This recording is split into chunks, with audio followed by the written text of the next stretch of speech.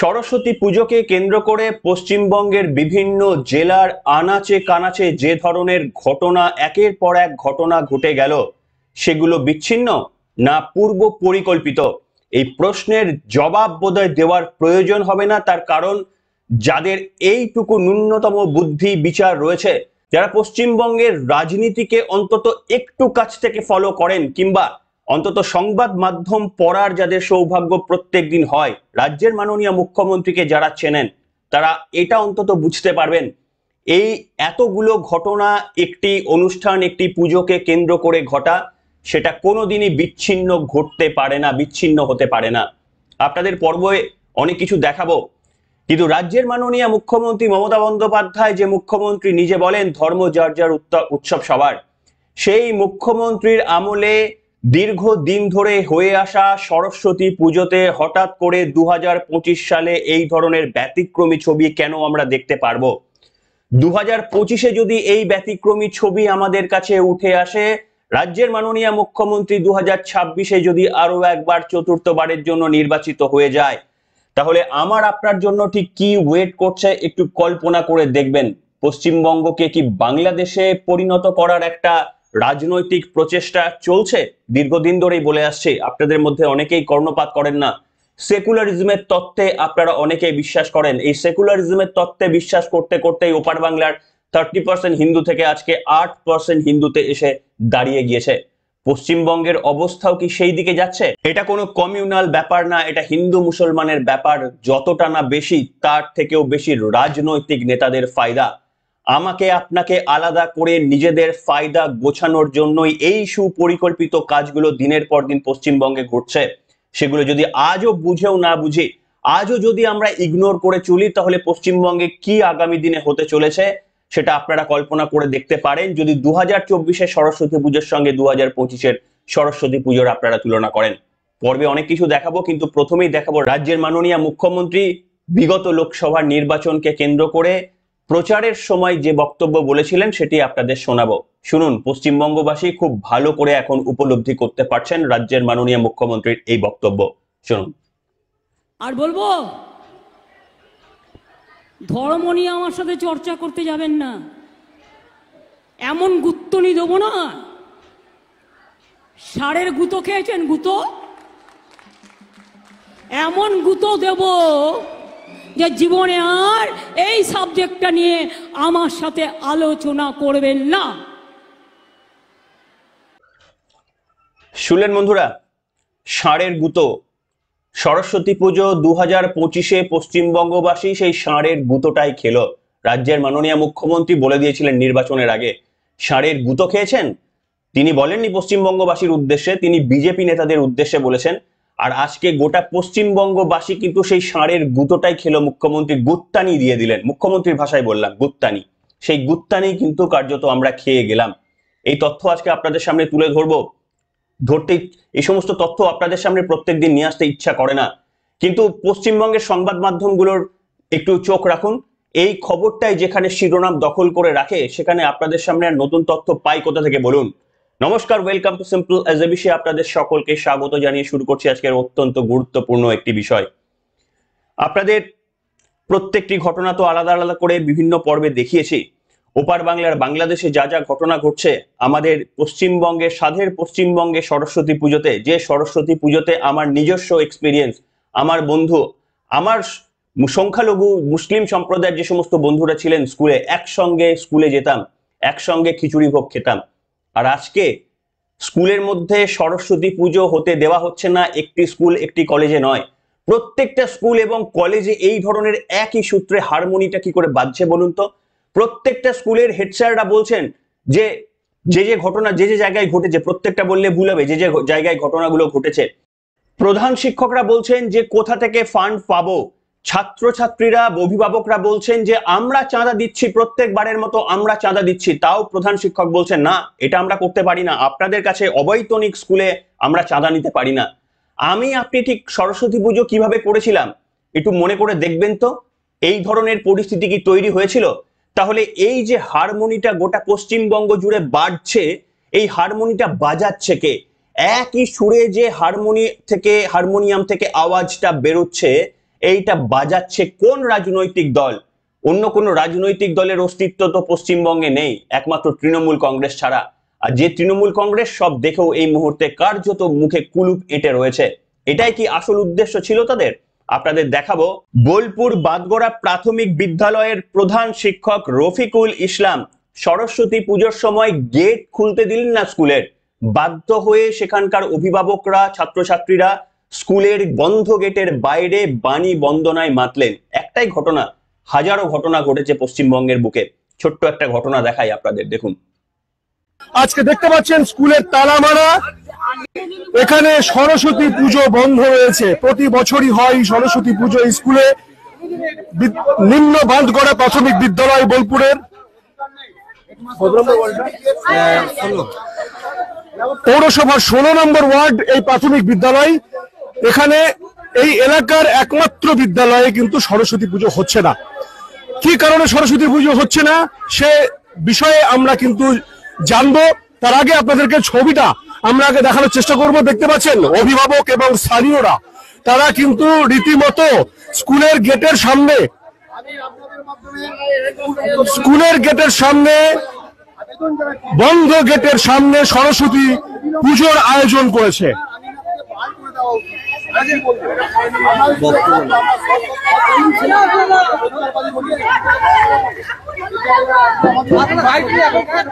ইতিমধ্যেই আপনারা দেখতে পাচ্ছেন ঠাকুর কিন্তু এসে পৌঁছে গেছে। এলাকাবাসীদের তৎপরতায় সরস্বতী ঠাকুর চলে এসেছে, এবারে পুজো করা হবে।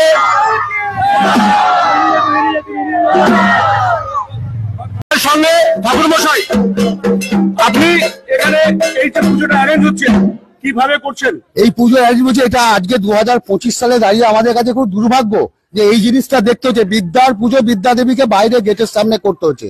আমি ব্যক্তিগতভাবে মাস্টারমশাইকে সকালে ফোন করলাম খুব ভদ্রভাবে, তো ওনার যা স্পিচ, ওনার যা কথাবার্তা, তাতে উনি যেন দয়া করে স্কুল চালাচ্ছেন। ইভেন আমাকে অফ দ্য রেকর্ড বলেছেন, আমার মোবাইলে রেকর্ড আছে, যে আমি যদি না করি তো আপনার কি করা আছে, আপনারা যা পারেন করে নেন।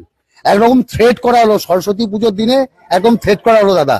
আর আমরা স্কুলের প্রাক্তনী, আমরা স্কুল থেকেই পড়াশোনা করেছি। স্কুলটা নিয়ার অ্যাবাউট 50 বছর বয়স, আমাদেরও 52-54 বছর বয়স হয়ে গেল। তা আজকের ডেটে দাঁড়িয়ে আপনারা সবাই রয়েছেন, দেখুন এইভাবে পুজো করতে হচ্ছে। তাই আপনাদের মাধ্যমে আমি বিদ্যালয়ের ঊর্ধ্বতন কর্তৃপক্ষের কাছে আবেদন জানাচ্ছি, এই ধরনের মানে শিক্ষক কথাটাই আর ওনাদের জন্য অ্যাপ্রোপ্রিয়েট না। ইমিডিয়েট স্কুল থেকে শুধু নয়, শিক্ষা প্রতিষ্ঠান থেকে বহিষ্কার করার আবেদন জানাচ্ছি।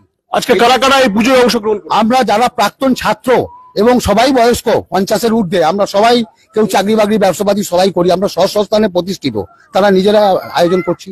এবং দুর্ভাগ্য মানে এখন বেলা প্রায় 12:30 বাজতে চললো, এখনো পুজো হয়নি। আর কি বলবো বলুন, আর কথা বলাবো না, আপনি পুজো শুরু করুন।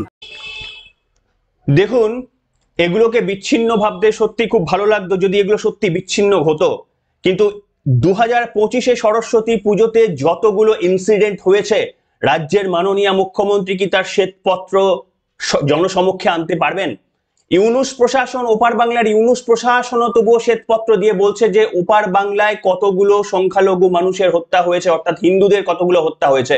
যদিও তারা বলছে প্রত্যেকটা ঘটনার সঙ্গে সাম্প্রদায়িকতার কোনো মিল নেই, কিন্তু তারা রিপোর্ট অন্তত করছে হিংসার মধ্যে কতগুলো সংখ্যালঘু বা হিন্দুদের মৃত্যু ঘটেছে। রাজ্যের মাননীয় মুখ্যমন্ত্রী তার প্রশাসন কি বলতে পারবেন যে এবারে সরস্বতী পুজোয় কতগুলো স্কুলে জোর করে সরস্বতী পুজো করতে দেওয়া হলো না? ছাত্রছাত্রীরা এবং অভিভাবকরা চাওয়া সত্ত্বেও সেই তথ্যটা কি আমাদের সামনে নিয়ে আসতে পারবেন? হয়তো পারবেন না, বা তিনি চাইবেন না। আপনাদের আরো একটা অংশ দেখাবো।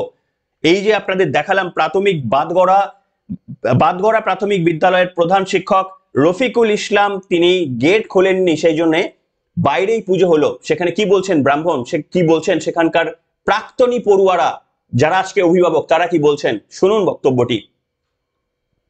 দেখুন, এটা দীর্ঘদিনের একটা সরস্বতী পুজো, আমরা ছোট থেকে দেখে আসছি এবং আমরা এখানকার প্রাক্তন এরকম পরিস্থিতি হবে এর আগে কোনোদিন আমরা ভাবিনি, চিন্তায় ছিল না। তো আমরা হঠাৎ করে জানতে পারলাম যে আমাদের স্কুলে, বাচ্চাদের স্কুলে এখনো পর্যন্ত কোনো ঠাকুর আসেনি। তো আমরা গ্রামবাসী সবাই মিলে সবাই এসে আজকে আমরা এই ঠাকুরটা এখানে প্রতিষ্ঠা করে পুজো করার ব্যবস্থা করা হচ্ছে। কেন আমরা চাইবো যে এই যে হেডমাস্টার, যার জন্য আজ স্কুলের এই অবস্থা, তো সেই হেডমাস্টারকে অবিলম্বে কিন্তু এখান থেকে ট্রান্সফার করতে হবে, বহিষ্কার করতে হবে, এবং ওনাকে যে মাস্টার ডিগ্রি দেওয়া হয়েছে সেটাকে বহিষ্কার করা হোক, সেখান থেকে ওকে ছাড়িয়ে দেওয়া হোক। একদমই কথা বলবো, আরো একজন রয়েছেন এখানে স্থানীয় এবং অভিভাবক, তারা এই স্কুলে, আপনি এই স্কুলের সঙ্গে কিভাবে পরিচিতি? আমি ছোট থেকে এই স্কুলেই পড়েছি, তখন আমাদের কালী মন্দিরে পড়াশোনা হতো, দীর্ঘদিন ধরে পুজো হচ্ছে, আমাদের আগেও শুনে এসেছি পুজো হয়েছে, এই প্রথম 2025-এ এটা একটা ইতিহাস হয়ে গেল। কেন পুজো হচ্ছে না, কেন কেন করছেন না? কেন করছে না, মাস্টাররা বিভিন্ন রকম অভিযোগ করছেন, বিভিন্ন রকম অজুহাত দিচ্ছেন, কেউ বলছে শরীর খারাপ, কেউ বলছে আসতে পারে নাই, এরকম। এবার পাড়াতে যদি জানাতো, কাউন্সিলর মশাই ছিলেন, সবাইকে জানালে আমরা পাড়ার উদ্যোগে করতে পারতাম, সেটাই করতে হচ্ছে।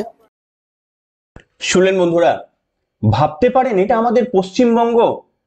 1 বছর আগেও যে পশ্চিমবঙ্গ ছিল না সেই রকম, আজকে সেই পশ্চিমবঙ্গ হঠাৎ করে রূপের এই পরিবর্তন কি করে হচ্ছে? গুত্তানি, এটা কি তাহলেই কি ষাঁড়ের গুত্তানি আমরা খাচ্ছি? রাজ্যের মাননীয় মুখ্যমন্ত্রী কেন পদক্ষেপ নিচ্ছেন না? পদক্ষেপ সম্ভবত তিনি আর নেবেনও না। তার কারণ কি জানেন? তিনি সম্ভবত জেনে গিয়েছেন যে বড়জোর 2-1টা ইউটিউবাররা এটা নিয়ে হইচই কিংবা ঘন্টাখানেক সঙ্গে সুমনের একটা ছোট এপিসোড, ব্যাস তারপরেই সবকিছু শান্ত। আরো একটা নির্বাচন, আরো একবার সবুজ আবিরের ঝড়। এই তো পশ্চিমবঙ্গের রীতি, এটাই তো এসে দাঁড়িয়েছে না? আপনারা ভাবতে পারেন ভারতবর্ষের আর দ্বিতীয় রাজ্য দেখান যেখানে এতগুলো করাপশনের পরেও সেই সরকার টিকে গিয়েছে।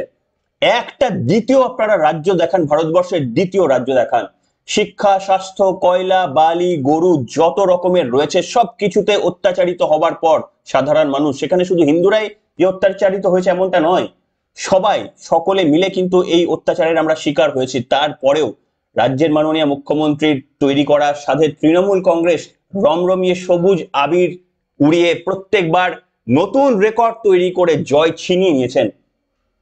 এটা তারই ইঙ্গিত দেয় যে 2025-এ যা সরস্বতী পুজোর এক্সপিরিয়েন্স বা ষাঁড়ের গুত্তানিটা আপনারা খেলেন, আমরা খেলাম, 2026-এ ষাঁড়ের গুত্তানিটা আরো বেশি করে আমাদের জন্য তৈরি হয়ে রয়েছে। তাই এটা থেকে প্রতিকার কি, কিভাবে আমরা এখান থেকে বেরিয়ে আসতে পারবো? বেরিয়ে আসার অনেক উপায় রয়েছে।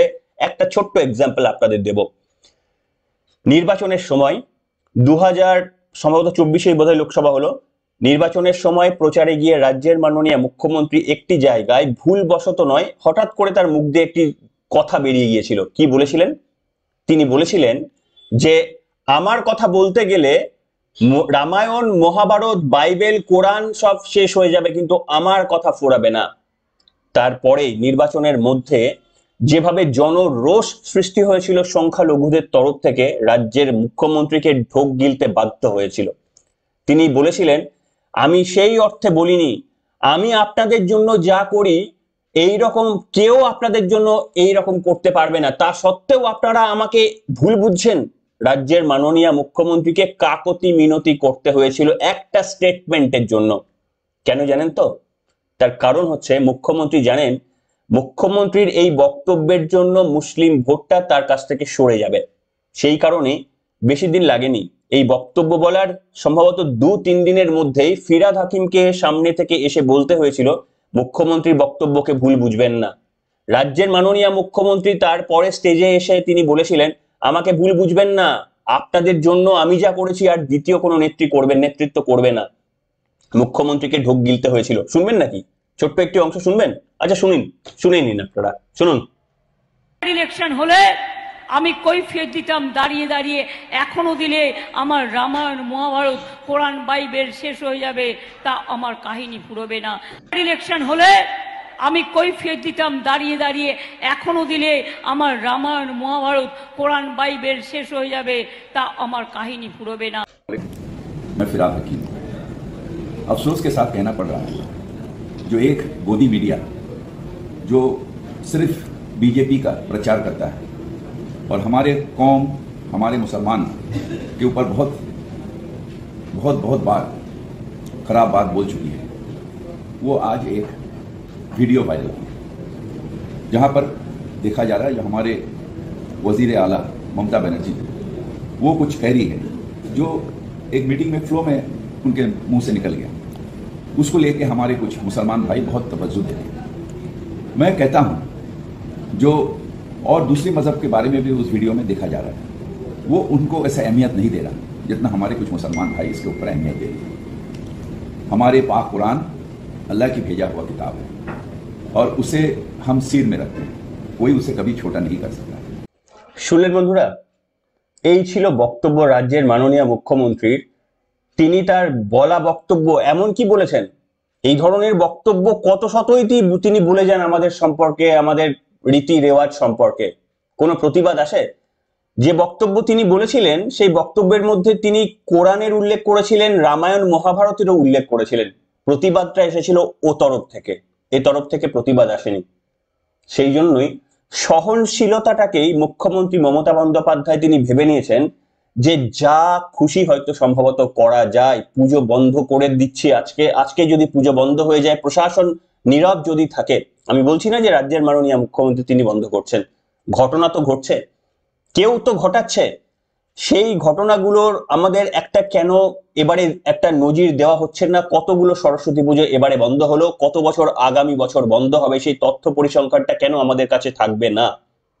কিন্তু যে তথ্য আপনাদের বলছিলাম, এই সহনশীলতাটাকে যদি দুর্বলতা ভাবা হয়, এবং সেই ভাবনার কারণটাই হচ্ছে আমরা ভোটের লাইনে গিয়ে মনে রাখবেন কেউ যে এবারের সরস্বতী পুজোতে আপনাদের খুদে পড়ুয়াদের স্কুলের বাইরে বসে সরস্বতী পুজোকে করতে হয়েছে?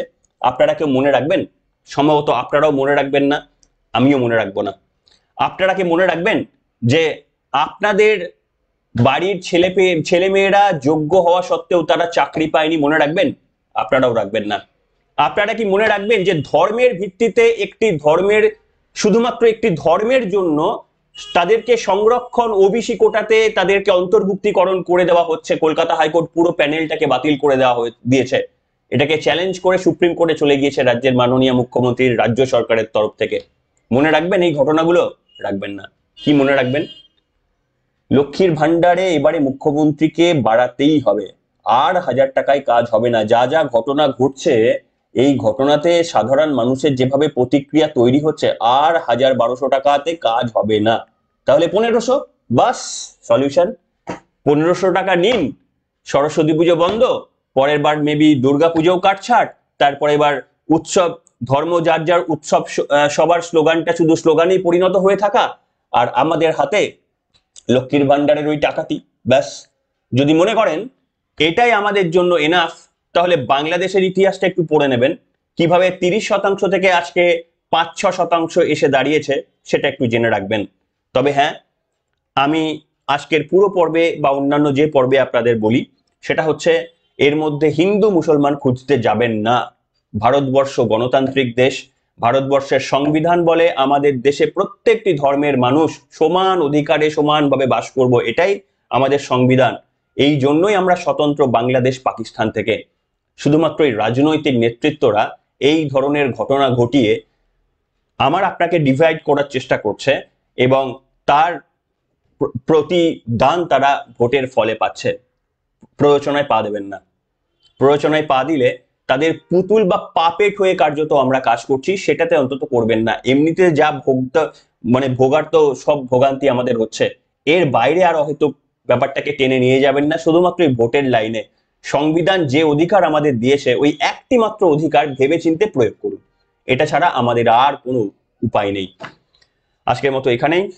আপনাদের সকলের কমেন্ট, সকলের আপনাদের মন্তব্য লিখে জানাবেন, কোনো কমিউনাল মন্তব্য নয়। যারা সংখ্যালঘুরা রয়েছেন, মুসলিমরা রয়েছেন, আশা করি যারা বিবেকবান রয়েছেন তারাও মনে রাখবেন এই ঘটনাকে। আপনারাও অনেকেই সাপোর্ট করবেন না, আমার দৃঢ় বিশ্বাস। যারা মৌলবাদীতে বিশ্বাস করেন না, লিখে জানান। সকলেই আপনাদের মন্তব্য লিখে জানান। এই ধরনের পদক্ষেপের তীব্র নিন্দা করুন, তাহলেই আমাদের সমাজ, আমাদের দেশ এগিয়ে যাবে, আর রাজনৈতিক নেতাগুলো তবেই হারবে। নমস্কার।